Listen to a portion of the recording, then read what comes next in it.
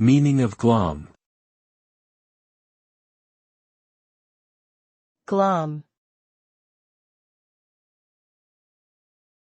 Glom.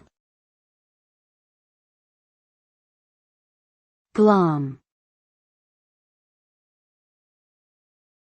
Glom. The word glom can have a few different meanings depending on the context. It can mean to grab or take hold of something quickly and forcefully, as in he glommed onto the opportunity. It can also mean to understand or perceive something, as in she finally glommed onto the fact that he wasn't interested in her. Finally, it can be used informally to mean to steal or pilfer something. Overall, glom tends to convey a sense of seizing or obtaining something, whether physically or mentally.